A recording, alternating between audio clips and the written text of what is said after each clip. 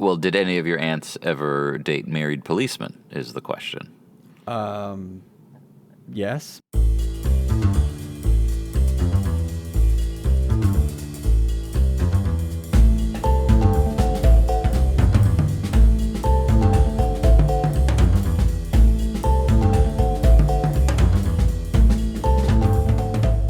Welcome back, everyone, to the Elmore Leonard Podcast. My name is Judd. I'm Alex Leonard. Thanks for listening. This is going to be a lot of fun. This episode we are covering the classic novel and what many consider to be, many, not all, and we'll get to that later, consider to be one of the great Elmore adaptations, Out of Sight. This was written, I would say, probably the peak of Elmore's commercial cultural success, mid to late 90s. Definitely. Get Shorty had come out, so he'd already had kind of bestseller status, but crossing over into Hollywood success. Out of Sight came out the year after Get Shorty hit theaters and was like a massive hit. This was, the two worlds kind of converging, and this was the book he put out.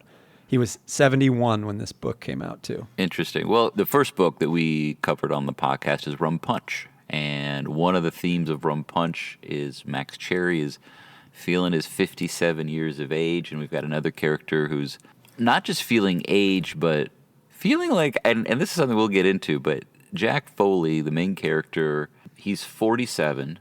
He's been in prison for 10 of the last 30 years, but he really, really doesn't want to go back. And the book hit me pretty hard in terms of there's certain parts of it where he talks very plainly and you believe him.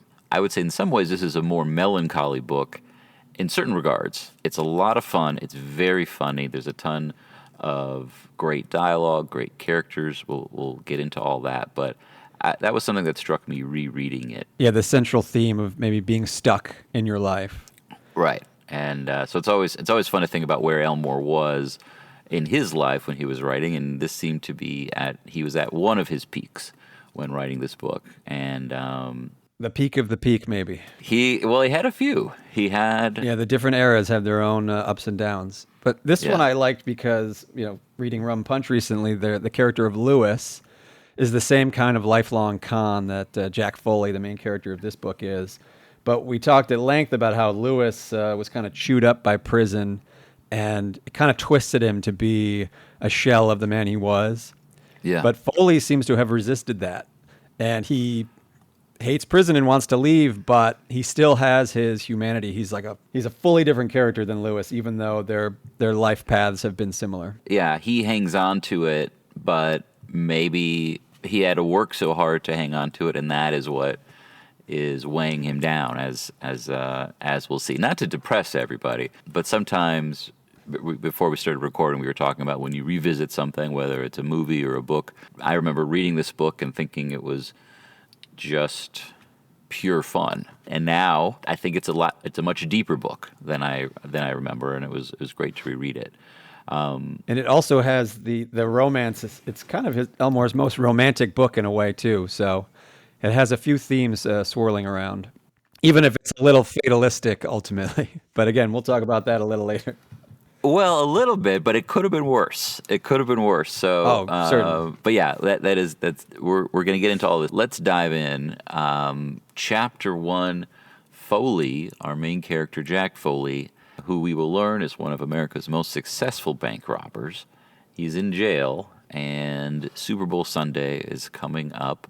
It seems like he's about to snitch on some fellow inmates who are preparing to get out. He sidles up to a prison guard and tells him, that he's got to, keep an eye on a couple of guys who are getting ready to go. But he's not going to tell him everything right away. He teases him and says, later on tonight, there's probably going to be about 6 guys getting out. But he's not going to tell him anything. He just says, just meet me at in the chapel later on. And the guy agrees. And then this time we've learned that Foley, is 47 years old. He's a habitual offender. And he describes himself. He says, myself, I'm not so much as violent as habitual, liable to pick up on the outside where I left off, so they'll keep me here till I'm an old man. So he's eyeing prison for basically the rest of his life for his history of robbing banks. Right. And he's in the middle of a 30-year sentence. He's not supposed to get out anytime soon. His claim is that he's the most prolific bank robber in American history. Yeah. But he didn't count how many. But the FBI system has over 200 listed. Which sounds like a lot. Yes. So they're getting ready to go out. We meet some of the people that are heading out. There's the two inmates who are sort of leading it are a prison couple, Chino and his girlfriend Lulu. They're going out, and Chino was a pro boxer, but Lulu himself, not an unviolent person. He ended a romance with an ex by shooting them 10 times in the head with a machine gun. So right from the get-go, I mean, Foley is a guy he's not violent, but he's not afraid of violence. He's comfortable around people who are violent, and he knows how to handle himself from his lifetime in prison. Exactly. So we're not totally sure what's happening, because the first conversation was Foley talking to the prison guard, and now it seems like, okay, he's set these guys up, which is not what a typical central character in an Elmore book does, but we're along for the ride.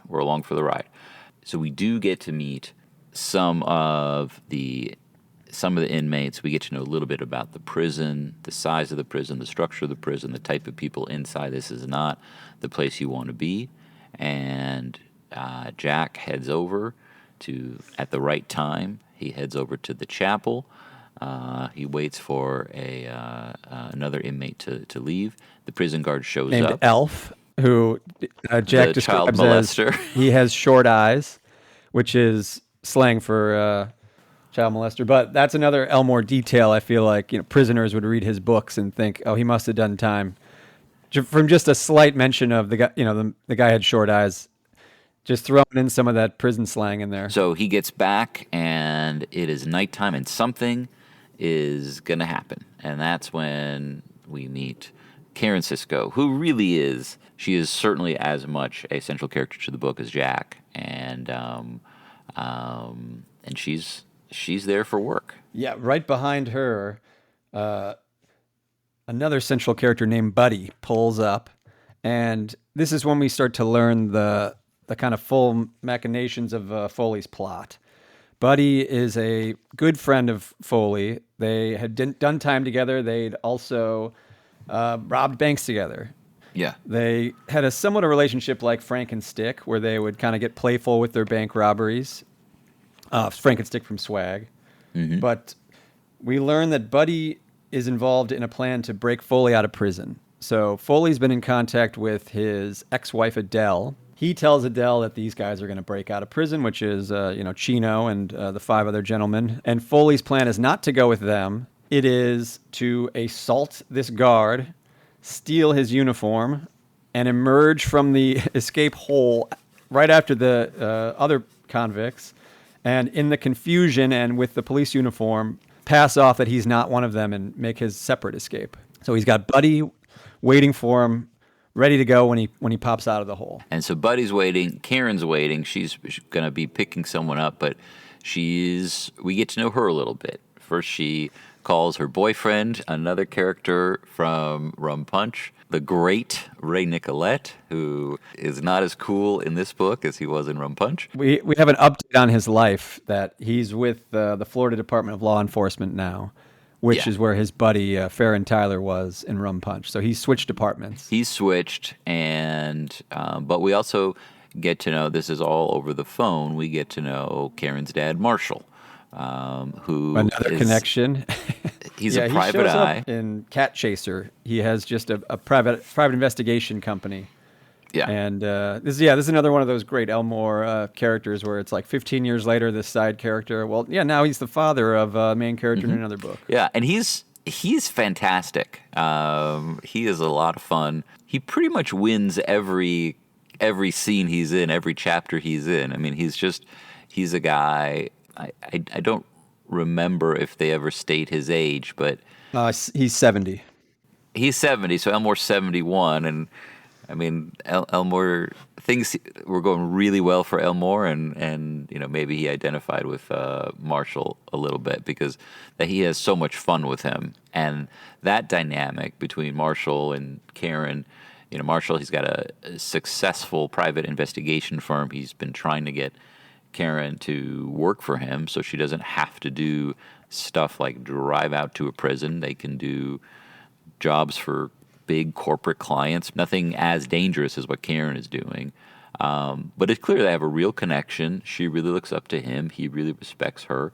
And the age difference between Marshall and Karen is very close to Elmore with his youngest daughter, Katie. Well, I wanted to ask you about that. If that their dynamic, their relationship reminded you of any of Elmore's relationships with his daughter, your aunt. Marshall's way more of like a hard case, He's funny and he's got some good lines, but he seems a little more kind of serious and tough. Elmore was very laid back. So I didn't really get a lot of Elmore in Marshall, but I'm sure he took some of the father-daughter relationship and put it in. But to me, it didn't immediately scream beyond the age difference. Well, did any of your aunts ever date married policemen is the question.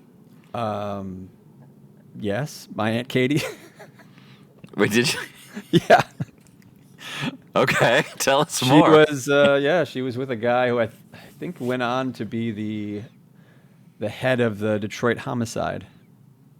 Was he married at the time, like Ray Nicolette? No, not a married guy. But they dated a while. I mean, wow.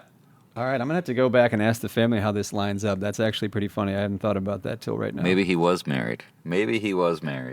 And I will suddenly have several warrants in Wayne County waiting for me. But we hear a lot about Karen's job and Marshall's life and her relationship troubles. They just have a really great, genuine dynamic. All right, let's get back into the action. So Buddy and Karen are waiting outside. We learn a little bit about Buddy, including his history with Foley and their friendship and their working as well as personal relationship. But also Buddy has a sister who maybe was in Bandits because she's a former nun. Her name's Regina Mary. No, it's just one of the many former clergy people that populate these books. We might want to do Elmore Leonard bingo, like former boxer, former clergy person, mentions of early times whiskey. Early times bourbon, yeah. A very specific blues or R&B album or song. Well, this one, I mean, there was a lot of movie references too. I go through these books and highlight every movie reference, so I'll have to go back and pull them out, and we can have the master list of every movie that Elmore Leonard has ever referenced in his books. That would be. There's a lot. There is a ton. Yeah. We're waiting outside, and Buddy definitely notices Karen. Not totally clear what she's doing, but he's looking at her, and he's thinking, okay, well, maybe she knows someone who's involved. He's clocking her. He's parked right behind her, and he's curious. He can tell that she's a woman, and she seems like she might be attractive. He's curious about seeing more. He can see her blonde hair kind of in silhouette because it's night, and his car is right behind her. Right. So everyone is waiting, and then there is a literal jailbreak. Yes. So the 6 guys have gone ahead into this hole that they've dug. They've moved up their plan by a few days because the prison is adding another fence that they would then have to tunnel even further. And so inside, Jack is meeting with this prison guard, ostensibly to tell about the prison break, but secretly he's winding up with a 2x4.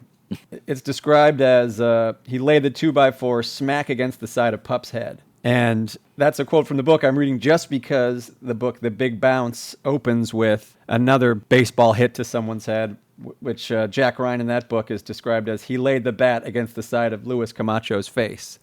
So it's very similar to The Big Bounce. Well, maybe Jack Foley read The Big Bounce. I mean, he doesn't seem like much of a reader based on what we know about him. Definitely more of a movie guy. Yeah, so he knocks him out, and he starts taking off his clothes. He really can just get the hat and the shirt, the pants. There's not enough time, and so he's going to have to just deal with it. And then he jumps down into the muck and makes his escape. And pretty soon, Karen sees someone coming out. She's not really sure what she's seeing because it looks like there's someone kneeling, and then, oh my gosh, there's a guy who is essentially emerging from the ground. They've tunneled out on the other side of the fence. They're right near the cars and the gate, and she starts making a ruckus. She's a federal officer. She's a marshal. She knows what to look out for. She knows this is not what should be happening, and there's no alarms happening. There's no spotlights being thrown around. Nothing. So it's up to Karen. She's trying to get everybody's attention. But pretty soon they do start to realize that there's been a break. Oh yeah, and because of her. So chaos does ensue, and soon there's prison guards everywhere. There's lights everywhere. But there's gunshots going off. And in the middle of it is Buddy and Karen, and pretty soon is Jack. Buddy notices that Karen she's armed. There is an interesting line though where Karen sees the action, she has her gun, and Buddy notices that these convicts are running right by her, but she doesn't shoot. Right. Like she could fully just take these guys out, but I think she wants a little more context, a little more information before she's gunning people down. So I think that's an important distinction for her. Yeah, that's exactly right. And she also, there's a great little moment too where she's got a handgun, and then she throws it back in the car and gets a shotgun. Now, but everything is happening, and that's when Jack comes out. He's covered in muck and debris, and he smells, but he's dressed as the prison guard. So it's extra confusing for Karen and the other people around. Well, and now because there's other guards, running around as well. So it's sort of like who's doing what, who's on what side. But Jack sees Buddy, and Karen's got the gun, but they're able to get her into. They're able to grab her. Jack grabs her. Buddy distracts her. Jack grabs her, and they both jump into the trunk of Karen's car, which is not the car Buddy came with. It's not the car Buddy stole, and it's not the car that has all of Jack's things in it that one might need after digging through a tunnel or crawling through a tunnel to escape a prison. So they're in the trunk, and Buddy hits the road. And this is the kind of central scene of the book that the rest of the plot kind of hinges on it, and that is Jack and Karen in the trunk. We have to buy that they have such unbelievable chemistry that Karen could overcome everything that they have going against them, which is that he's a lifelong criminal who's basically kidnapped her. Temporarily kidnapped her. The next few pages, when they're in the trunk talking, they really have to work. They do, and they work great. And I think part of why they work great is because of who these characters are. Karen is not a normal person. She is not a normal. I mean, she's in her late 20s. She's an attractive woman, but she's also a marshal. She's been violent. She's been attacked. She knows how to handle herself. So she's not afraid is an important point. Yeah, she's not as afraid as probably the average person. And Jack he's like you said earlier. I mean, he's a habitual offender, but he's not a violent offender. He describes her as a zuzu, which we learn later is a treat, and I'm guessing that's also something that Elmore picked up from some of his friends in prison. I like that he says it's kind of outdated prison slang, but Foley's been in the system so long that, Yeah. Yeah. And also, I mean, I think it's important to say that Karen does have, I do think this is something Elmore does really well and I'm trying to think of another example, the hot kit. So there are moments where, especially if there's a woman who seems like she might be in danger, because sometimes that can take over the color of the scene. You're missing what the characters are thinking and doing because, oh my gosh, someone's in terrible danger. In The Hot Kid, for example, when we meet Luli, she's hooking up with the infamous criminal Joe Booger Young, and Joe picks her up. He's been in prison, and he wants to sleep with her. And he tells her, but because we know that she's taller than Booger and she has a gun, it doesn't feel like she's in danger.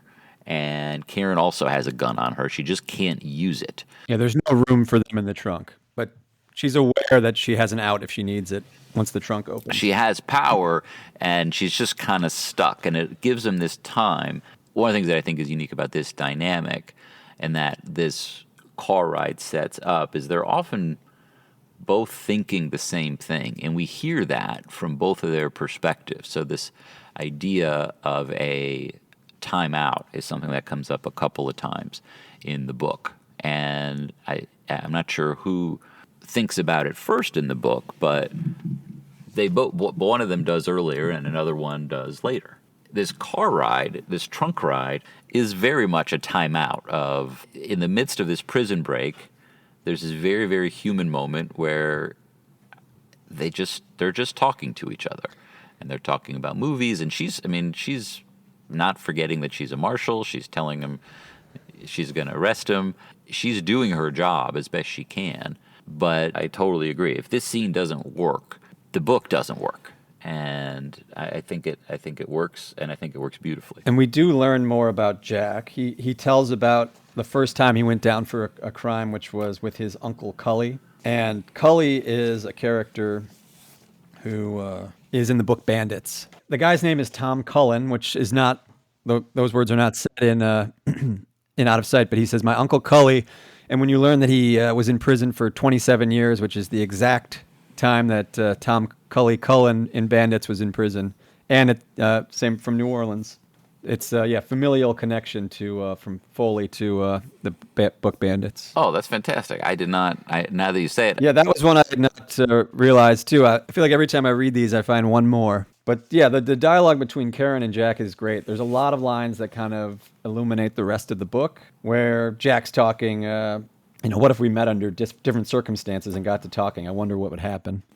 And like you're saying, Karen's still kind of doing her job. She says nothing. And he says, I mean, if you didn't know who I was, you'd tell me, wouldn't you?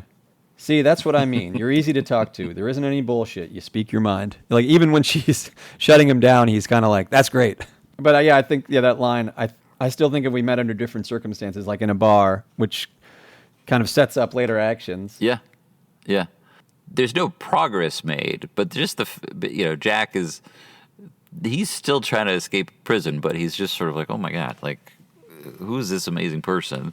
And she smells good.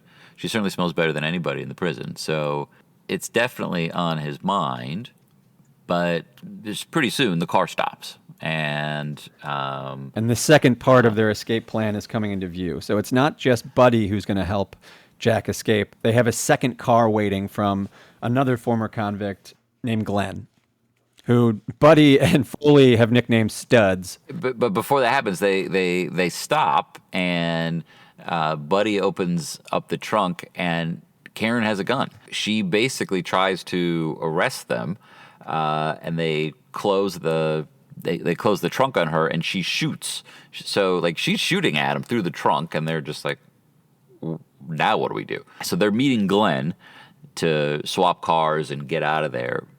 But they've got to deal with Karen now. They've got to deal with an angry U.S. Marshal in the trunk. Foley has decided she's coming with them. He doesn't know why, but he says, I'm not finished talking with her. And this is where I think that, I have to say, as the book goes on, if I'm Buddy, I would get really annoyed with Jack because...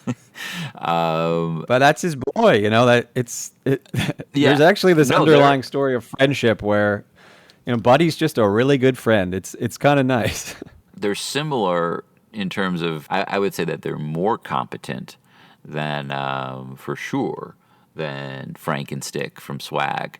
But they're also more genuinely friends. Not just, exactly. They're not just like accomplices, they're friends. It's nice to see. I don't know if there's not another duo that... And they're on the same level, you know what I mean? Like, they're kind of back and forth. Like, they see each other certainly as equals. And that's why Glenn to them he's not quite as cool. Like, Glenn can't really hang. But for this job, they need him. They need him, and he comes in handy. Why not? They're not expecting to have to rely on him as much as they do. So he's meeting them. They stop the car. They are going to, move over, but Karen starts shooting at him. They lock her back in the trunk, but Jack wants to bring her with. They have to figure this all out. So he says, Karen, we're going to open the trunk, but Buddy's got a big gun. and you can't shoot both of us, so why don't you just throw the gun down, come with us, so nobody dies. I can't stop him. He's got a gun, and he's got your shotgun, and he'll shoot you, and I can't stop him. So it's up to you. So they get Karen out. They walk up a grade to Glenn's car, and then some of my favorite parts are right here, where Karen is in the car with Glenn, and Buddy and Foley are outside, and Buddy says to Foley, I love this part. He says, "You're too late, Jack. You're what you are, clean or dirty. The best either of us can do is look at nice, pretty girls and think, well, if we had done it different." So, like you're saying, Buddy should be annoyed because he sees the situation for what it is, and Foley's kind of in denial. But I think Jack has that kind of nothing to lose attitude where he's like, I broke out of prison. I'm just trying to rewind time, live my life, and this is what I want to do with my potentially limited time out. Yeah, and there's another great line in there, which comes up a handful of times, and it's what Karen says to Jack, basically when they convince her to look, hand over the gun, and we're gonna get you out, but just don't shoot at us, and we won't kill you. Yeah, and she says, "You win, Jack." Oh yeah, which she plays hands in his over the mind. gun. In the future, he hears it over and over again. You win, Jack. It said that was his favorite. So now we've got Glenn, we've got Karen, we've got and we do hear that Glenn he kind of looks up to these guys a little bit.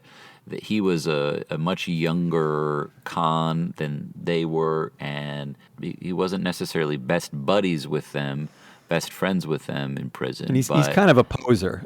He sees these guys as the cool guys, and he wants kind of part of that. Yeah, and the kinds of, he was stealing cars. These guys were robbing banks, sometimes using guns, sometimes not. But these guys are robbing banks, and Glenn was stealing cars. He stole a ton of them, but he was stealing cars versus not the same amount of jeopardy involved. But he does have a record, and we do find out that Karen has met Glenn before. Yes, but also it's worth mentioning that Glenn is also the reason that they know about Dick Ripley. Richard Ripley, who lives up in sunny Detroit. It's not sunny at all. It's actually the Super Bowl, so it's late January, early February. He tells them about this years ago, when they first met in prison, and there's no specific plan, but it's on Glenn's mind, and maybe these guys can help him. He doesn't know. He also knows another fellow inmate of his, Maurice Miller, Snoopy Miller, also like Chino, a former boxer. And that's because his old nickname was Mad Dog, and to kind of undermine him, they named him Snoopy, which he hates. But yeah, Glenn learns that there's potentially millions of dollars sitting in a house in Detroit that this kind of white-collar finance crime guy is bragging about. And Glenn tries to escape from prison. He's in kind of a medium security prison, and he tries to walk away to escape. And his line is funny. He says, "You might say I was highly motivated," for why he was trying to get out. That's fair. That is totally fair. So we're in Florida, everybody. We're at Glades Correctional Facility, and so that's where Jack's doing time. That's where his ex-wife lives. This is where Buddy and Glenn have migrated to for various reasons. So we're in Florida. So when they do show up, we understand what it is that they're ultimately trying to do. Yeah, we know the next score, and it makes more sense why Glenn is around, since he has info on this big hit that they're going to do. Yeah. So they keep him around. Maybe they'll work with him, maybe not. But at the very least, they know he can get them a car. We have all this info, but then we're back with Buddy and Jack. Buddy and Jack are outside the car. Jack's changing clothes, and he's saying that he wants to keep Karen around. He doesn't know why. But inside, Karen has realized that she not only has seen Glenn before, but she's transported him as a marshal. So she knows his history. And she reveals it to him, and kind of freaks him out. So Buddy and Jack are trying to, sort of figure out the plan. Buddy's sort of like, well, why, why are we taking her? Why are we bringing her? How does she fit into all this? And while they're working it out, Glenn and Karen are chit-chatting, and Karen basically makes the case, look, you haven't really done anything yet, and so you should let me go. Let's get out of here. You let me go. And she's never along for the ride. She is always she's always trying to get done what she thinks needs to happen. I mean, she's also just tricking him. I mean, yeah, he hasn't physically transported these escaped cons, but he is in a stolen car. He is in a stolen car, but if she puts in a good word, it's better than what might happen otherwise. So Jack and Buddy are outside talking, and they just see the car speed off, Glenn and Karen, and it is described as it says Glenn and Karen drive off until they were out of sight down the turnpike. We get the kind of titular line in there. So Karen wakes up in the hospital, and we learn that Glenn starts freaking out, and she's trying to get Glenn to do what she wants, and he starts flipping out, and they struggle over the wheel, and there's a crash, and she gets a concussion. She wakes up. She's in the hospital. The film version adds this is one of the first editions in the adaptation, where there's kind of a dream sequence where Karen's thinking about Jack, which I think is a great addition to the movie, because the book we have people's thoughts. You can say, Jack was thinking about her, Karen kept thinking about this line, but that's way harder to convey in a film. So I think it was great hearing in your interview with Scott Frank, where he's like, I hate dream sequences, but this one makes sense. And I think it extra makes sense because she's concussed. It's not just like, oh, I was having a nap and thinking. It's like, oh, I had a traumatic head injury. And when I came to, I was in a dream world. So I think that one really works. Yeah, there were a handful of those because they're around each other. And in the book, it does work really well because they do have a lot of moments where they're in close physical proximity, but neither of them can have a conversation. They're both in their own tracks. Karen's not able to stop doing what she wants to do as a marshal to talk to him, and he can't stop doing what he's doing as a bank robber who's escaped as a prison escapee trying to get out of town. So there's moments where they see each other, and there is some kind of interaction, but there's no conversation. And it's way more internalized. Yeah. So in the movie, that it definitely helped. And so Karen wakes up in the hospital, and we meet some of the other men in her life. Her dad, Marshall, is there. Ray Nicolette shows up with some flowers, but he can't stay long. And some of Karen's colleagues, Daniel Burden, who is with the FBI, and also someone, Milt, I believe, from who is her supervisor in the Marshal Service. It's very clear Milt is sort of an old school cop, and he trusts Karen. He likes Karen. Daniel he's just a real career-driven guy, and is always looking for an opportunity to make himself look better, and that means, well, maybe putting down Karen or maybe blaming Karen for something. And he's very skeptical of her story. And there is some reason for him to be skeptical, as we learn in this chapter, is that Karen dated someone named Carl Tillman, who was also a bank robber. And it's referenced in this book as kind of filled in backstory, but it does exist as a short story called Karen Makes Out that Elmore had written before this book for a what was it even for, a short story collection. To Elmore, that was kind of like a tryout. He'd seen a photo of a U.S. Marshal, which I think you've mentioned before on the show, named Ann Garza. Ann Garza, yeah. And she's just kind of standing in a short skirt with a big gun on her hip. And Elmore's reaction upon seeing that was, she's a book. So, But before she was a book, he tried her out in a short story, which is Karen starts dating this guy, Carl Tillman. She basically finds out that he's like one of the suspects for these serial bank robbings. Marshall's his advice to her was basically, well, if you want to find out if he did it, ask him, see how he responds. So Right.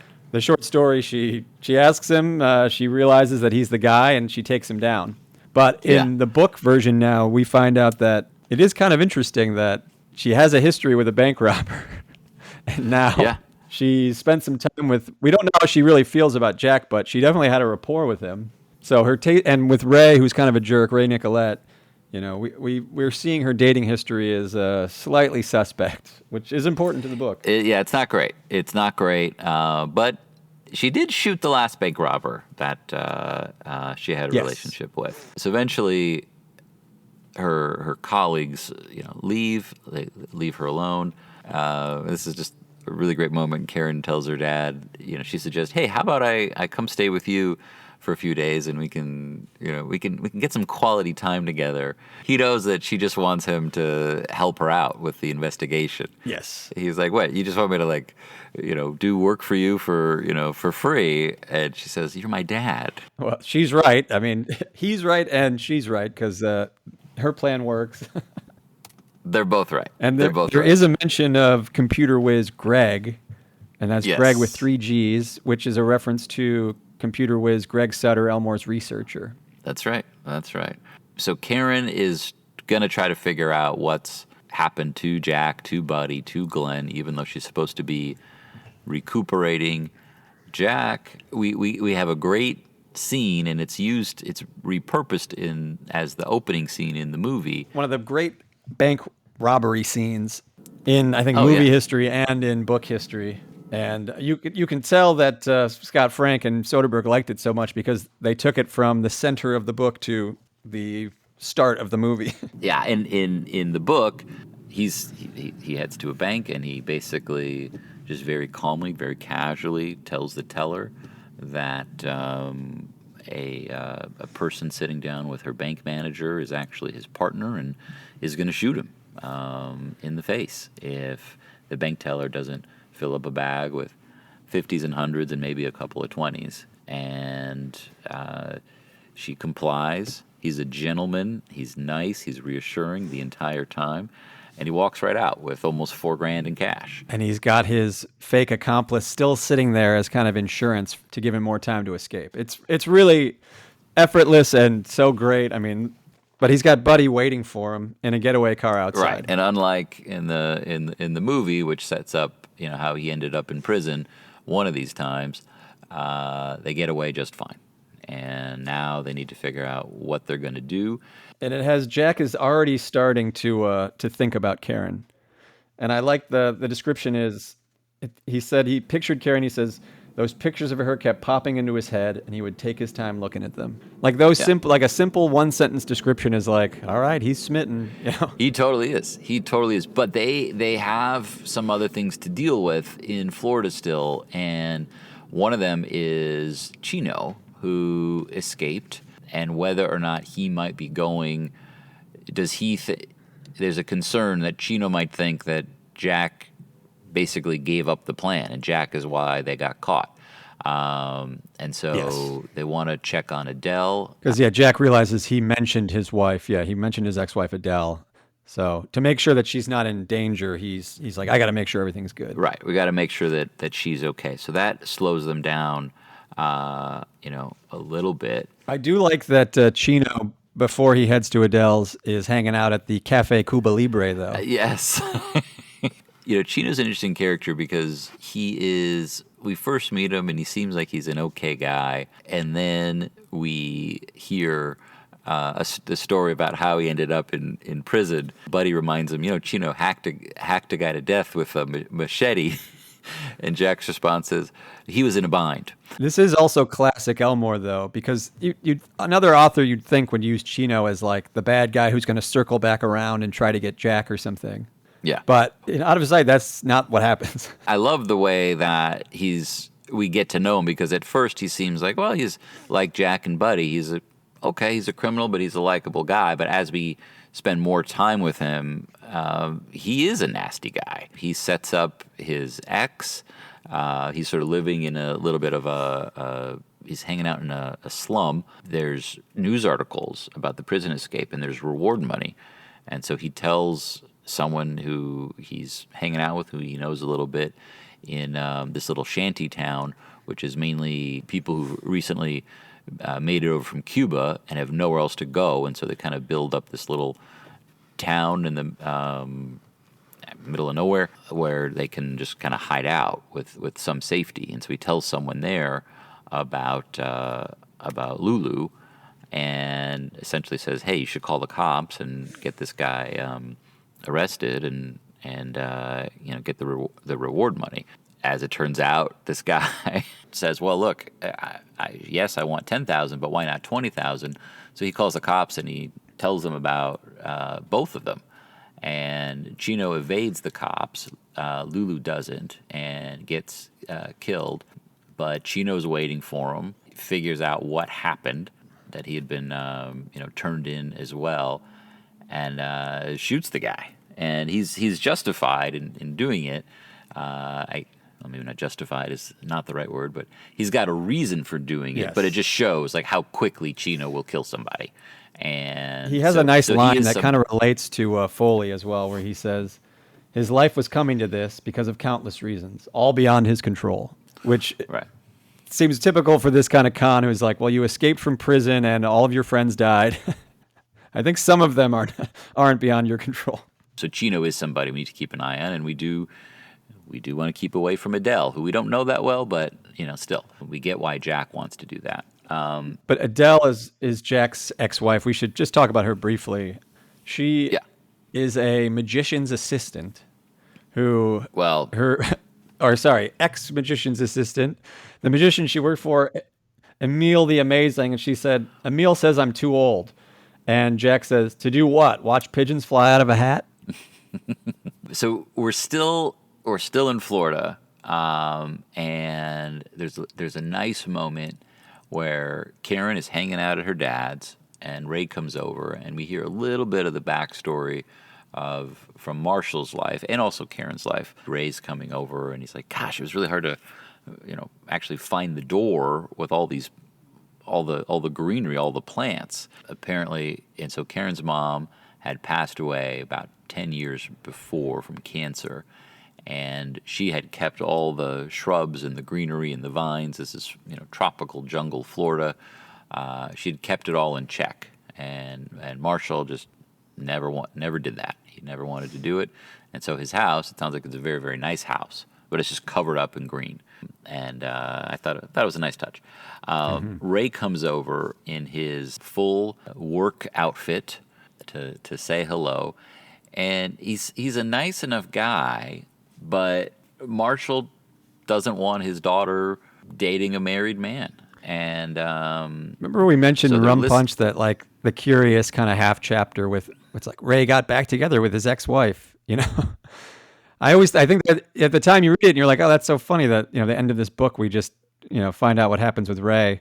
So I really appreciate that we pick up where, all right, they didn't really stay together. They gave it a go, and now he's out dating. They're probably not going to make it, but Marshall doesn't want Karen to be in that situation where she's just, waiting on someone else to get their act together. We learn that Marshall has a history of telling her dates, her boyfriends, what he thinks of them, and that, and so he definitely has some fun with him, and it's a great little moment. So we've got a lot of people who need to head towards Adele's. Jack and Buddy want to make sure that she's okay. Chino wants to figure out how to get in touch with Jack or use her to get back at Jack. And Karen also wants to talk to Adele and see what she knows about all this. So they're all converging. They're all heading over there. Oh, I would like to point out there is a pretty big thing for me here. In that conversation with Marshall, he mentions Stockholm Syndrome to Karen, which is the famous, prisoner sympathizing with the captor. And falling in love with the captors. They have a brief conversation. Yeah, they said, her dad says, the bank robbery in Stockholm, two guys, one of them's name, I can't think of it, and Karen says, Olofsson. And he says, you know what I'm talking about. They're trapped in the bank. Three of the women come out. They say they're in love with this Olofsson.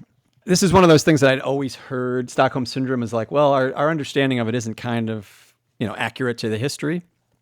And so I went and read this book called Oh no. 6 Days in August, because I read a bunch of articles online, and they're like, yeah, it's a bank robbery, this and this happened, and a few years later, one of the captors had a romantic relationship with one of the guys, and I was like, okay, like more information, please. I couldn't find anything. Like I was reading article after article, and none of them mentioned anything like that. So I had to go to a giant nonfiction book to find out. Let me give you a brief rundown here. Yeah, basically, give us a rundown.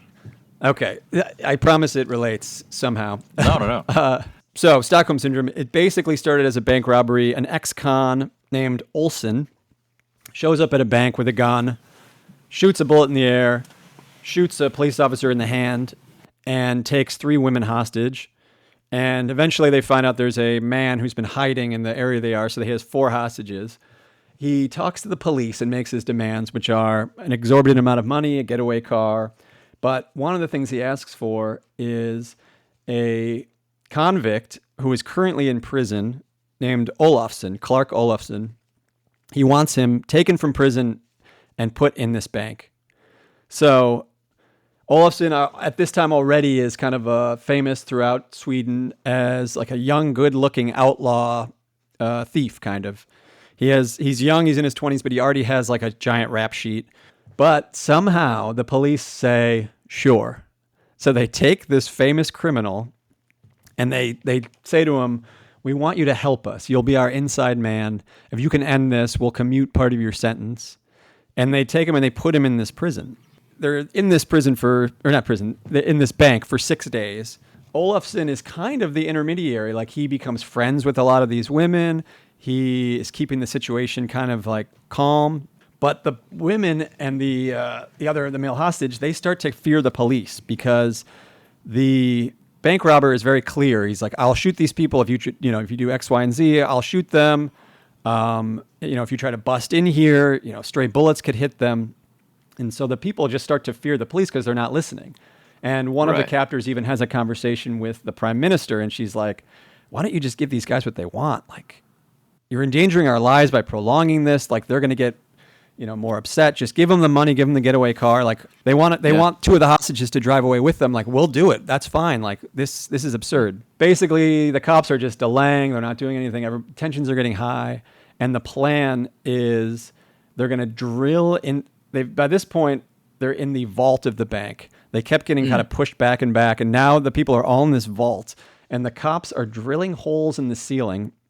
And to keep the drills cool, they're pouring water down the holes. So water is gushing into this vault, and it's filling up. And so at this point, it is above their feet, and everybody is kind of like losing their mind because they're in the vault. They have like no real concept of like day or night. Yeah.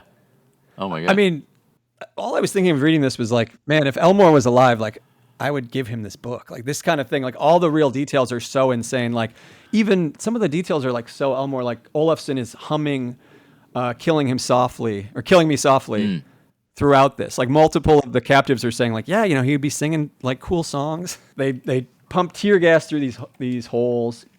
The police bust in. All of the captives are saying, no, like, all right, we have to they've barricaded themselves with these like metal filing cabinets. They have to pull down the filing cabinets. But the captives are all saying like, we'll go first because if the crooks go first, the cops will just shoot them. Like any excuse they have to like unload a bunch of guns in here, we could be killed in the crossfire. So they're doing everything they can. This is interpreted as like that they love the bank robber and his friend. And this is really not that, like, this was huge front page news in Sweden and, was known throughout the rest of the world. This is like a big deal, this whole case. But it really wasn't until Patty Hearst, the Patty Hearst trial, that her lawyer, F. Lee Bailey, used this, and specifically, he said Stockholm Syndrome as I tried to use it as precedent by saying, like, my client, this has happened before. Look, these people in Sweden were brainwashed, when in actuality their case was pretty different. But the thing that it relates, somehow it is circled around from being not accurately described and out of sight to somehow being true to life, is that one of the captives named Kristen Enmark, who was the one who spoke to the prime minister. I'm going to read a section from the book really quick. She said, or it says, for months after her rescue, Kristen had found herself thinking about Clark Olofsson. She missed him and wondered how he was doing now that he was back in prison. By summer of 74, they started to exchange letters. First, it was about general subjects, though over time the contents became more intimate and explicit. Then, somehow, they meet up when he has a day off to prepare like legal briefings. They meet for lunch, but then they take a train, and it says they checked into a small hotel near the train station. She felt like she was living in a thriller as she climbed the stairs to the room with the country's most notorious outlaw. And then, quote, we threw off our clothes and set about doing everything that had been prohibited to us for so long. So they basically have a timeout. Yeah. And with this most famous bank robber in Sweden, she has like one night with him.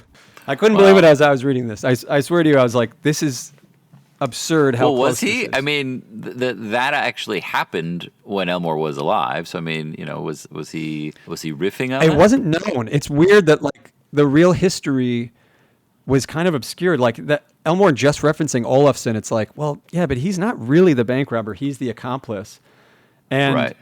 they originally they added more time to his sentence because like the police were like, no, he didn't help us, but he had an appeal and got it overturned, and so no time was added to his sentence. I mean, he really wouldn't have been there, except the police tried to pull some like insane move. They're tough on bank robbers in Sweden. So everybody listening, be careful if you're in Stockholm. No, that is great because it is like, I mean, both Karen and Jack they're very aware that they're thinking about each other a lot. And so that conversation, and she and Marshall are having about Stockholm Syndrome it's part of what she's thinking about. It's on her mind. There's another little bit in there. But they basically refute it though, where she's like, no, it's not that similar. She's like, it's not that. Well, sure. She could say that however she wants, however many times that she wants. But interesting things are happening. There's still a lot of similarities.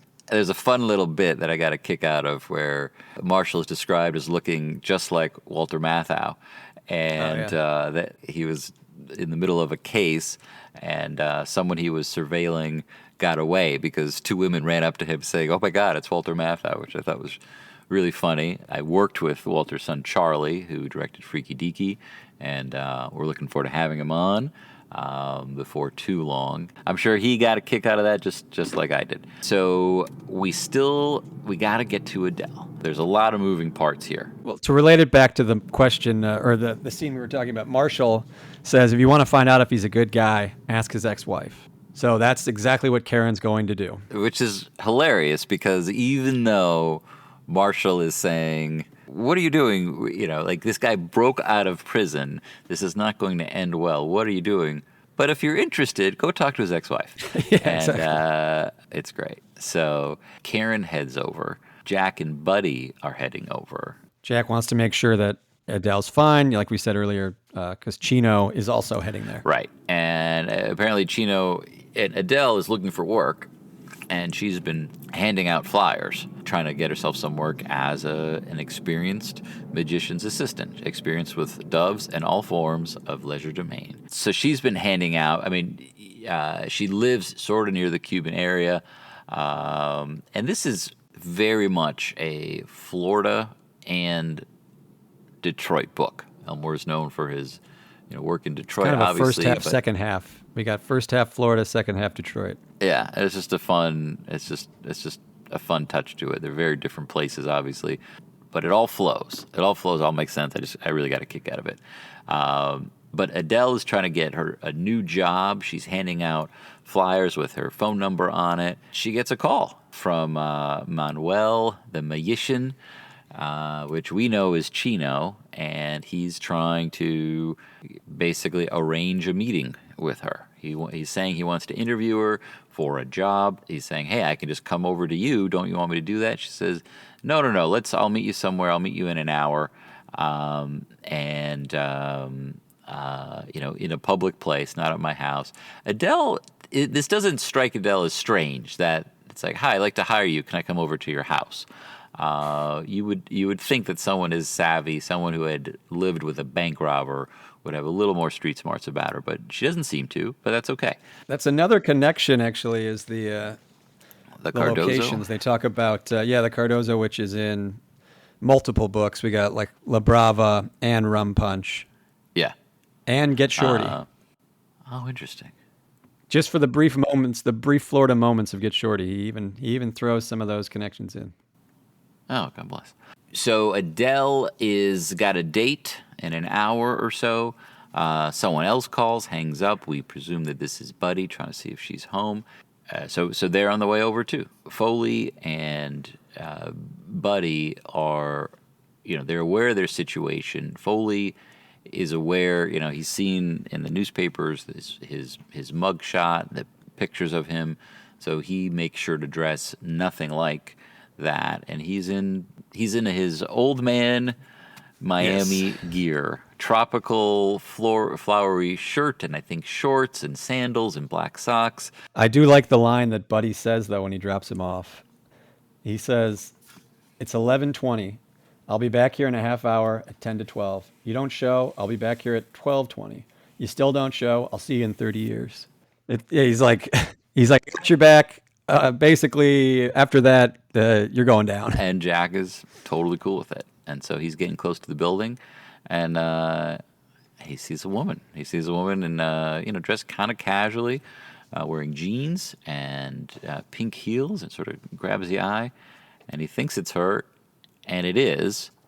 And she just doesn't really clock him. She asks him for change for a parking. Because he looks so different. Right. And he just says sorry and keeps walking.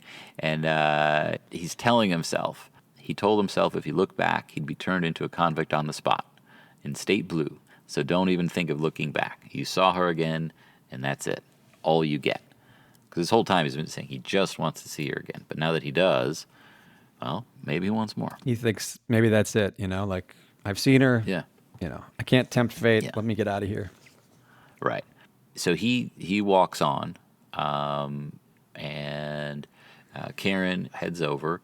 Yeah, so Karen goes over to Adele's apartment and introduces herself. Right, and then but Buddy and Jack, they've been talking about going up north, going to Detroit, trying to figure out, because they don't know where Glenn is, and so that means either Glenn's with the cops or Glenn went to go do his job up north, and they're thinking more and more that Glenn is up north. So they've been talking about going up to Detroit for a while, but they haven't yet. And one of the things that after Jack has this moment with Karen on the street, and I think maybe it's Buddy who points it out. It's like, look, if Karen would have caught you with Adele could have gone to prison. So it's not just you. You could have really messed up Adele's life. So he's like, you know what? I can't do that. I want to help her. I don't want Chino to bug her, but I also can't get her arrested. So they decide officially to go, and so they start making their arrangements to go to Detroit. And Jack kind of gives Buddy a way out, you don't have to do this. And Buddy's like, no, let's go. So they're gonna go do that. Adele and Karen are chatting first at the door, and then eventually Adele lets her in, and they're just chatting. They're just, Karen is kind of just talking to her. I think she says it, she phrases it, they're just talking girl to girl. Adele asks him about what was, being in the trunk of the car. He didn't try anything, did he? And did I come up? And all their relationship, and it's just a fun way to get to know Jack. But also, Karen is not just looking for clues about how to track him down. She's looking for clues like Marshall asked her to, like Marshall told her to, in terms of finding out, is he a good guy? Turns out, yeah, seems like a pretty good guy. While they're chatting, there's a knock at the door, and it's our old buddy Chino. Karen sort of hangs back. Chino is sort of pretending to be looking, for a new assistant, and then drops it and says he's looking for Jack Foley. Karen gets her gun, basically tells Adele, get out of the way, get out of the way. Chino comes in, and he's got a gun. Karen's ready, and she's not intimidated. She's not afraid. Adele's sort of frozen, doesn't know what to do. Karen basically puts her gun right in Chino's face and doesn't break eye contact. She's not intimidated at all, and she arrests him, or she puts him in cuffs. But Karen was there only to find out if Jack was a good guy. But now that she's found Chino, she has a great idea. And she calls up Daniel Burden from the FBI, says she'd like to make a deal. If she can find someone on one of the escapees, if she can find Chino, can she be on this task force? And she relates the story later on to her dad, and he's impressed that she made this deal after she had already caught the guy. And it's a good time too, because the task force is kind of right on the tail of Jack and Buddy, because Jack and Buddy are going to stop at their temporary apartment to pick up a couple things before they head north. I love Buddy's line where he says, "It's pretty here, isn't it? If you like looking at views." This is just one of the great lines in the book. But yeah, the FBI is closing in on this place. Jack and Buddy are gone but returning. And we have one of these scenes where you get multiple perspectives, where the FBI is about to bust down this door, and you have Foley and Buddy are returning, and they go to the parking garage, and then they are going to take the elevator up to the floor that they're on. Burden has asked Karen to sit in the lobby to get a positive ID on Foley if he should come in, but to not make herself known. So Karen's waiting in the lobby, and we know that Jack and Buddy, we don't know if they're there or not, but we know they're heading there to get ready to go up. But on the way, they did a little shopping, and they didn't like the first store, so they go to a second store. We learned that Jack, what he's really looking for, they're there. Jack is saying they need to go there and get some winter clothes, but what Jack is really looking for is a suit, in case he ever, gets to see or meet Karen again. He does. He picks up a suit and some other things, and they're heading back. And they're in the elevator. The doors open, and in this kind of moment that's frozen, Karen sees Jack. Kind of can't believe her eyes. They make eye contact, and he gives her a little wave.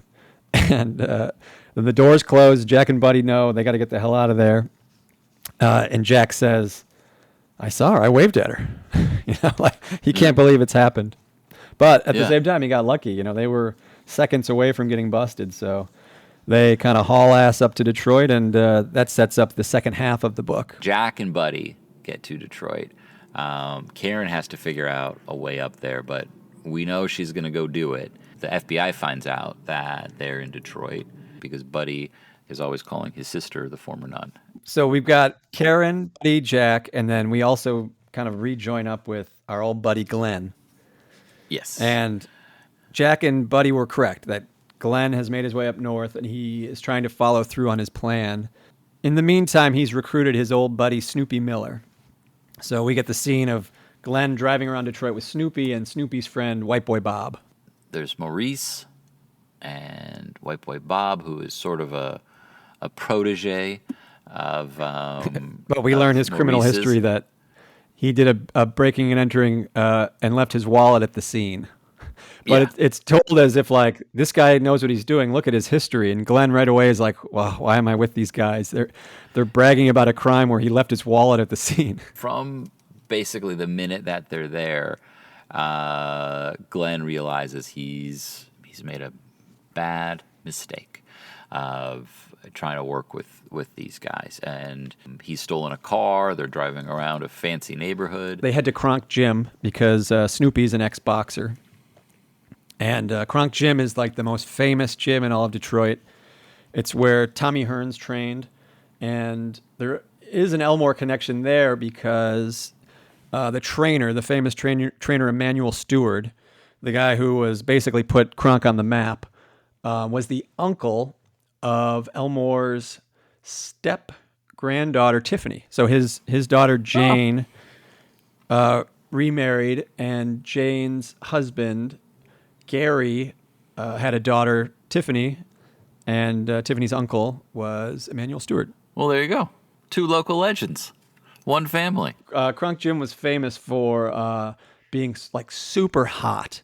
That was one of the secrets that Emmanuel Stewart would crank the heat up so that all these guys working out and punching stuff would be like physically drained to prepare them for their fights. Yeah, to help with their stamina and it's another place that the original location was, burned in a mysterious arson, which is like a very Detroit thing to have happened. So at the time, 96, original building would have, still been there. When did it burn down? Now, I believe it was 2012, something like that. Well, we hope everybody's okay. Glenn realizes that not only are these bad guys to be with, but basically like Snoopy's in charge. Yeah, he's getting kind of edged out of his own. He's the one who brought the deal, and he's kind of like realizing that he's not the main guy anymore. That he's been Right. getting replaced. He's going to be part of it, and maybe he gets something out of it, but it's not the $5 million score that he was hoping for and planning on. In the meantime, Karen gets to town and runs into a reporter. The reporter's like, has met her before, and she's like, Karen Cisco, what are you doing in town? So to fill up space in the paper, she tells her editor, hey, we got this marshal in town. Run this cool photo of her. The article will write itself, basically. Yeah, and so they do, which is a fun little, it's a fun reference to how Elmore first was inspired to come up with this character. Yeah, they're describing the exact photo that Elmore himself saw. But it's also how Jack will subsequently know that Karen is in town, which is a good thing. We find out that Jack has been calling around hotels looking for a Miss Cisco. So Glenn has hooked up with Snoopy and is not really sure how to get out of it. Jack and Buddy, they, based on all the things that they've heard from Glenn, what they know about Snoopy, they go to the gym and they sort of check him out right away. There's tension between Snoopy and Buddy and White Boy Bob and Buddy and Jack as well, and they have to figure this all out. But Snoopy says to them, you want to talk, come to the fights Wednesday night. We'll sit down and look at it good. So they kind of leave it at that they're not fully sure how the plan's going to go down, but they'll talk about it another night. Immediately, Buddy says, you notice it's supposed to be Glenn's deal, but now it looks like he's working for Snoop. So Buddy has already understood the whole situation within 1 minute. Yeah, they've got to figure that out. And Karen is trying to figure out where Glenn could be. She doesn't know much about Snoopy, but where Glenn could be, maybe where Jack could be. And she tracks down Snoopy's ex-wife, Moselle, who we meet, and she's terrific because she's like Karen. She does not have the best taste in men, but at least none of Karen's exes got blown up. Moselle says, I was with a man before Maurice. I knew his business. I knew everything he did, a beautiful young man, and it was like looking in the future, seeing how it would come to an end, and sure enough, it did. He got blown up. So that's a reference to Freaky Deaky, but also when she says it's like looking in the future, she's like, it's like all these characters saying I can see what my life is going to be. If I keep doing the same thing, it's not going to end well. So she's yet another character who's on that same wavelength. Karen meets Moselle, but also Moselle's brother, Kenneth, who is a real dirtbag. And he tells Moselle to go away so he could try to make a move on Karen, and he is not a forceful move. Yeah. Yeah, I mean he's just a disgusting pig. But Karen takes care of herself. Karen's got she's armed. She's got a little, I'm not sure what to call it, the little extending tire iron. Yeah, thing. A little baton thing, yeah. The baton, the extending baton. She smacks him around and puts him in his place and gets out of there. We learn that Kenneth is just not somebody that you want to be around. He's a bad dude. But in the meantime, Buddy and Jack are getting ready for Wednesday night. Jack wants to go get some shoes, and Jack also makes it clear to Buddy that he is not going back to prison. He's just not going to do it. And, Buddy accepts it. He appreciates it. He doesn't. This is sort of a moment where I think that their friendship really is so clear. These are tough guys. These are guys who do tough dangerous things, and Jack's being just really open and honest and vulnerable with him, and it's a great moment. Karen has the night off. Karen is on the roof, or not the roof. Karen is at the top floor of the Renaissance Center, and the hotel is in the Renaissance Center. Is that right? Yes. It's a giant hotel. Yeah. This is, I believe, the tallest building in the Detroit skyline at this point. And so it's the Westin Hotel, and she's all alone, and she gets approached by some annoying ad guys, which, Elmore was a former ad man himself, but did not think too favorably of the profession. Well, let's get more specific, because from what I know a little bit about your dad's career in advertising, Peter Leonard's career in advertising, he had the Hiram Walker account for a little while. Is that not correct? He did. And not only that, the line that is in this chapter for the margarita mix, you don't need no stinking bartender, was from my father's ad agency. So that's very funny to me that... it's fantastic. I asked Do you Peter think about Elmore... So I asked Peter about it, and he said that, they pitched this, and, everybody loved it, and then somehow a client had talked to somebody, a family member, and came back and said, we can't do that. It's too rude or something. Like somebody was like, after the fact was like, no, we have to do something else. So I do like that Elmore's like, well, hey, it's not gone forever. Here, look, I'll put it in the book. Yeah. Well, I mean, do you think he liked the line, or because he's having fun with these characters who are not as cool as Jack, that he's like, this is a terrible line? My father and grandfather, both ad guys, would tell me my whole life, don't go into advertising. How'd that work out? Well, I went into advertising, but just briefly. I mean, it was a funny period where I was working for Ford, and, I'd come back to my father's house for dinner, and Elmore would come over, and we'd kind of commiserate, where I think that, they thought it was fun. Sometimes it's a job. Like sometimes you'd come up with a good line, and it was like, oh, yeah, you did great. But I think to both of them, that's all it was. It was just a good line, or it's a good campaign, and that it wasn't.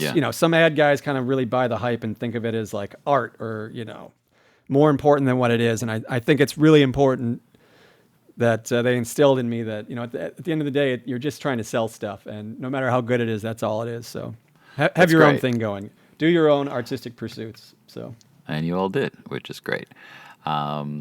I did not get great advice from my grandfather, the drapery salesman, but we'll cover that on another podcast. Yeah, we'll have to do like 5 episodes since we're gonna catch up on Al. Al Rubin has lots of good stories.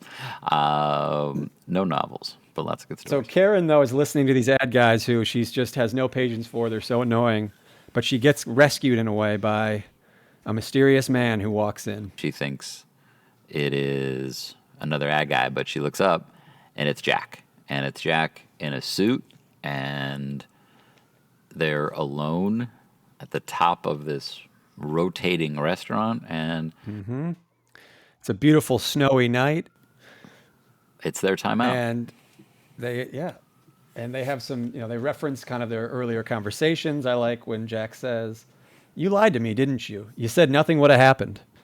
And Karen says, "Maybe that's when I started thinking about it." Which I think is perfect. I mean, this is one of the things, and Elmore is not, he's certainly not the only writer to do it, but he does it a lot, and we talked a little bit about this in Ombre, where there are just so many types of conversations that in a normal life you wouldn't have an opportunity to have. But this is a situation where it's a very real conversation, it's a very natural conversation, but it's completely unique because the situation is completely unique. And it's a great moment between both of them. There's an extended sequence here, and you really want to, like, when you're reading it, you also want to take time and slow down and just savor. And it is separated. I mean, Elmore, I think, even knew that, because in the book it is separated. We have them meeting at the bar. Then there's the chapter where Glenn, Kenneth, Snoopy, and White Boy Bob things go bad. go to a house and do some really bad stuff. And then we follow Yeah. back up with Karen's hotel room where the timeout continues. Right. They're trying to figure it all out. And they make sweet love, and then they have a little fight, and then they try to figure out all of the things that they're going to do. Can they ever see each other again? He actually says he loves her, which is pretty surprising. And, for me, I'm thinking about, like, is this something that he would, if he really thought he was going to see her again, would he say it? If he really thought that he wasn't going to get himself killed in a shootout or in a robbery gone wrong, would he say that? And so when he says that, it's, obviously it's a nice sentimental thing to say, and I believe him. But also, why is he saying it now? And they go back to sleep, and she wakes up, and he's gone. And he doesn't leave flowers. He doesn't leave a note. But he left something even more special to her, her Sig Sauer. Her favorite gun. Her favorite gun. So it's a really sweet moment between these two tough, hardened. And I love after when he's talking to Buddy. Yeah. When Foley goes back to Buddy and he says, "You told me on the highway it was too late, to have a regular life. I know that. I still wanted to know what might have happened if things were different." Buddy says, "You find out?" Foley said, "Yeah, I did," not sounding happy about it. Right. So I think they're both realistic about what's going on and what just happened, but they had to do it anyway. They know it's not going to last. Yeah. It's now Wednesday night, and they're going to go meet Snoopy and Glenn and White Boy Bob at the fights to talk about everything. This is another, I've seen so many shows at this venue, like the State Theater. It's very cool that I didn't really know until this book that they did boxing matches there. But, I mean, Detroit was a pretty wild place in the 90s, but it's very cool to think of this place I've been to a million times was also like doing like small prize fights. Yeah. Has Proto Marta ever played there? No, I saw like Arctic Monkeys there. It's pretty big. Oh, cool. So they have to figure it all out, and the guys have to figure out, okay, what exactly is this scam? Glenn is there alone, and Glenn, the more he, now he's witnessed these guys at work and how violent they are and how cruel they are.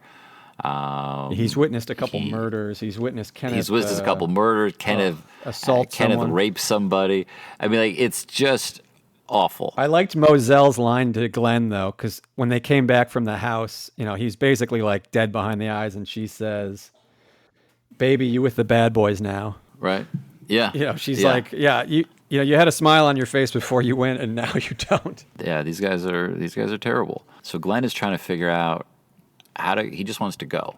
He doesn't have his car keys. White Boy Bob has the car keys.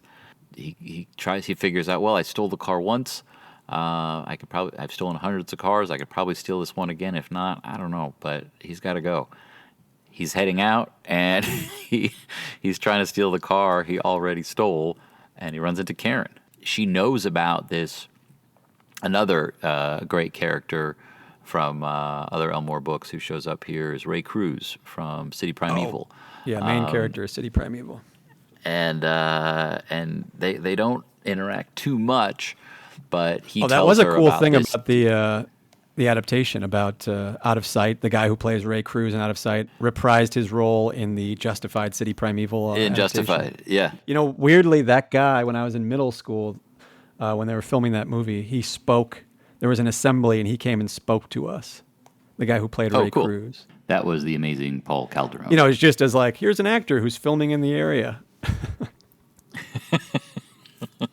That's awesome. So there's a terrible triple homicide that's happened, and Karen, a big thing for her is like, well, was Jack part of this at all? And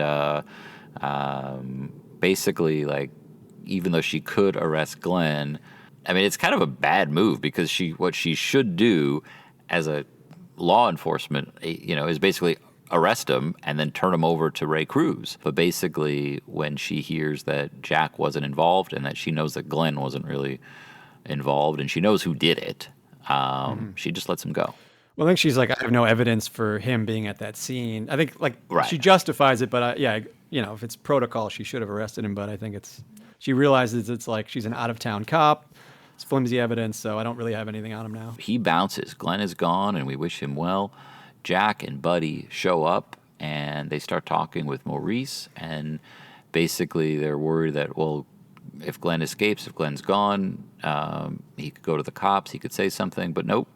Maurice says not to worry. Glenn thinks the plan is to do it in a few days, so we're going to do it tonight. And they decide, okay, let's give this a shot. There's $5 million here that we could get our hands on.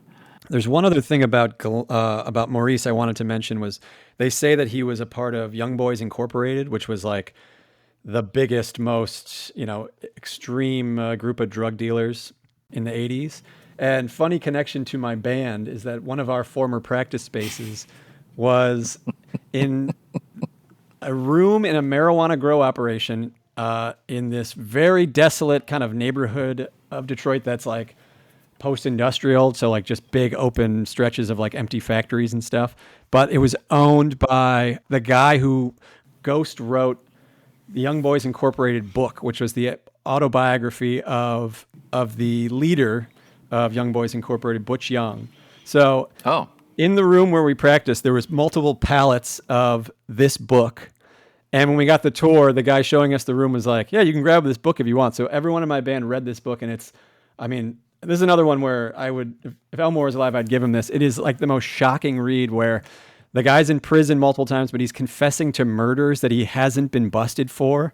It's like stuff like that where you're like, I can't even believe that he would publish this. Like, he's telling about the first guy he killed where he's like hiding out all night in a garbage can. Like, oh my God. It's like completely wild. We'll have to check that out and the Swedish version of that book. So they're going to go out to, I believe, Bloomfield Hills. That's right. Go break in, and they have a truck that is a repair truck, and they're going to sort of get someone to answer the door and break their way in. But in the meantime, Karen calls her dad for advice, and basically he's just like, this guy wasted his life. What's going on? And she's really aware of like where things are at, where this is headed. Oh, they reference the Stockholm Syndrome thing again in this conversation, where Marshall says, when they're putting the cuffs on Olafson, you want him to see you. And then he says, does seeing him cleaned up wearing a suit change the fact he's a loser, guy who's wasted his entire life? Yeah, it's rough. But we also are learning that, the more we know about Snoopy and what we've seen him do and the people he works with, this is not a good move for Jack and Buddy. Maurice tells Moselle, like, hey, you're going to get this reward money for Jack because you're going to tell him that he's at this address and he's dead. So we know what Maurice's plan is, right away. And she's scared, and she remembers that she has Karen's card, and, she's going to try to, like, get out of it. And then we get to the point of the podcast where I get to ask the question I've been thinking about this entire time, and that is, Alex, did you ever do any house sitting for Elmore? No. What? Why would you assume? Why? Yeah. Well, because we get to Dick Ripley's house, which is in a really nice part of Detroit, and there's a young man named Alexander who opens the door. No, it was not me. Okay, here's the other question I wanted to ask you. Did you ever hook up with Elmore's housekeeper? No, again, sorry to disappoint you, Judd. Well, you really disappointed the housekeeper because Ripley's not in town. Ripley's in Florida, but someone named Alexander is house sitting, and he's there with Midge, the housekeeper, and they have been carrying on. They have been having a voracious affair, and Jack and Buddy, like they tell her, they all will go in, and they're interrogating. They're going through the house. It's a huge house. They don't know where to find any of these things. They know that Kenneth is there, and this is not gonna end well.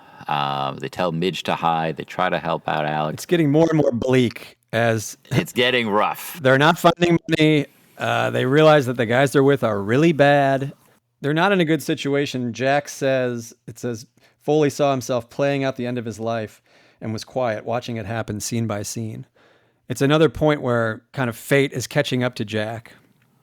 And Yeah. he's realizing that, like, oh my God, I really wish things were different. It started off bad. It's only getting worse. Moselle calls Karen and tells her what's going on, where Jack is going to be. Karen calls Ray Cruz. They're going to head over there together. They know what's going down. But nothing is going to happen until they find the money, and they can't find the money. And they get to the point where it's like, well, the guy's got a lot of good food. And Well, that's the saddest part, where Snoopy's like, yeah, we'll look in the freezer, the refrigerator, take what you want. It's like, oh my God, that's all they've got, from $5 million to, like, whatever's in the freezer. Frozen pizza. Yeah, it's rough. And they know that, they know Kenneth finds the maid, and they know that Kenneth is probably going to try to rape the maid. Buddy goes to help her. I like, Jack tries to give Buddy an out. He's like, why don't you get out of here? Yeah. He's like, this is, my fate's done, but, like, you're my friend. Why don't you take off? And Buddy's like, no. Yeah. He sticks with him. Buddy stays. Maurice tries to make a move, and Jack shoots him.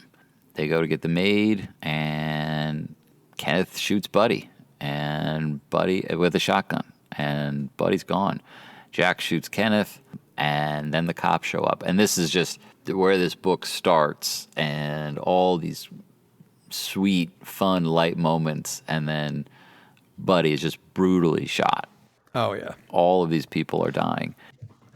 Which I'm very thankful that the adaptation, Scott Frank blessed us with Buddy making it out alive, because With it the really diamonds. is like such a sad, like, oh, his loyal good friend is just like gunned down. Yeah, and because he was loyal, and But even Jack shooting Snoopy has kind of a callback to Hombre. It's something that Elmore liked to do a lot, which was, instead of the people talking endlessly, he doesn't want to do like the James Bond thing where the bad guy has a whole speech, and he just he has Foley holding the gun, and Snoopy says, "Do you know how to use that?" And he says, "No, not really." And then he shoots him, and then Buddy says, later he says, "Oh, did he pull on you?" And he said, "No, he was thinking about it." right.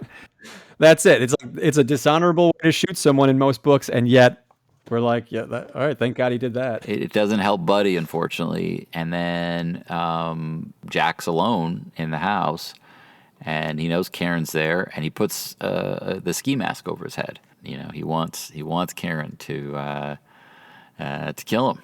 Well, he said multiple times throughout the book he'd rather die being shot like a dog than go back. Die as a free person versus Shot on the street versus shot from a guard tower. Exactly. And but she's not going to do it. She shoots him in the leg. He gets arrested. Karen calls Marshall, and it's over. He's like, my tough babe. This is a hell of a book. It's a tough way to end the book. It's in a lot of ways it's the inverse of Rum Punch. Well, I don't know if it's exactly the inverse, but in both cases, spoiler alert, everybody.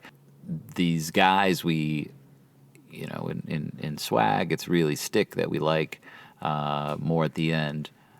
It doesn't work out for them, and these guys, we like both of them a lot, and it doesn't work out for them. I know, but the amount of times that bank robbers are described as like the stupidest guys, Right, exactly. I think Elmore looked Foley, and he's different. He's not your average bank robber, but even still, it's like, he's made these decisions. It's like a lifetime of bad decisions catching up to him. This is a hell of a book. Rereading it. There is a sequel, a semi-sequel too. So I always find it fascinating, because this was what Elmore would reference sometimes when people would say, if there's a film adaptation, do then you picture the character as the actor?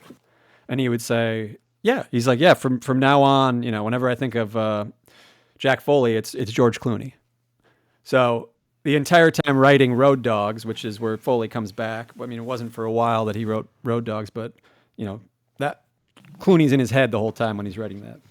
That's an interesting book, and we're going to get to that. We got to talk about La Brava first, because there's another great character. Well, and I mean, if we're gonna, there's also Don Navarro from riding the rap in that as well. Yes. So we might have to do and then to read that one, we might have to start with Pronto. So So there's a lot. There's a I lot think to Road get to. Dogs is going to be a little down the road, but we'll get to it. Something else we will be getting to in a future episode will be the adaptation of Out of Sight, directed by Steven Soderbergh, written by Scott Frank, who we were so lucky to get to talk to in our last episode, and produced by Stacey Scher, among many other great producers. And we are hoping to get to speak with Stacey before too long, and perhaps even other people who were involved in the movie. So we will be getting into Out of Sight, the movie, before too long. How would you rate the book in terms of the other ones we've read? Would you slot this higher or lower? It's tough. So our recap, our basically what we've done so far. We've done Rum Punch, which became Jackie Brown. We did Hombre. We did Swag, and we did Touch. I'd put this after Swag. I think this would be, of the 5 we've done, I would say this is my second favorite. I'd go Swag, then Out of Sight, then Touch, then Rum Punch, then Hombre. And those are kind of in the same, and sort of, I mean, those are very different, but what about you? I'd slot it more towards the middle. I'm still leading with Swag, then Rum Punch. Then I think I would put Out of Sight, Hombre, Touch. So different lists, but I'm always fascinated by whose favorites or which ones. So I know there's a contingent of people who think Out of Sight is the top book, which I think it's got a lot going for it. Oh, I think it's terrific. I think it's interesting though. Reading it again is there's clearly like a question mark with like why Jack wants to do the hit at Ripley's house, because he says multiple times that he's like a career bank robber and that's what he does, and yet he drives across the country and does this home invasion where the details are sketchy and he doesn't trust anybody. And clearly Scott Frank was wondering the same things when he basically invented a whole new motivation, which I think, makes a lot of sense why you would want to add motivation, because that's like a big question mark in the book. So I think because of that, I don't think it stops me from enjoying the book a lot. It's just I don't think it's quite as complete of a story as some of the other ones we've read. Yeah, that's fair. That's fair. I think there's a couple of questions I have like that, but I think that the things that I enjoy, just sort of lift it up, and it's great. All right, we've done our dynamic rankings. We have covered the book. We've touched on the movie. Alex, thank you for taking the time. This was a lot of fun. Thanks to everybody listening. We will be back with you again. Yeah, no, my pleasure. We'll be back very soon. And we'll do Cuba Libre next episode. Elmore's historical epic. Going back 100 years in time to the destruction of the Maine and all the chaos that ensued. And we'll touch on the Coen brothers script. They were going to adapt Cuba Libre between Fargo and The Big Lebowski. They wrote a script for Cuba Libre, and I found it, and we're going to talk about it. It's going to be fun. I mean, I'm really excited to read that. So love the Coen brothers, and imagine what could have been. It's going to be a fun one. Looking forward to that. We will we'll be back soon on the Elmore Leonard Podcast. See you later, Judd. Take it easy. The Elmore Leonard Podcast is produced and edited by Judd Rubin. Music by Greg Ahee. Hosted by Judd Rubin and Alex Leonard. Executive produced by Peter Leonard. Copyright 2025, Elmore Leonard Inc. Please visit us at elmoreleonardofficial.com or send us an email at hello@the Elmore Leonard Podcast.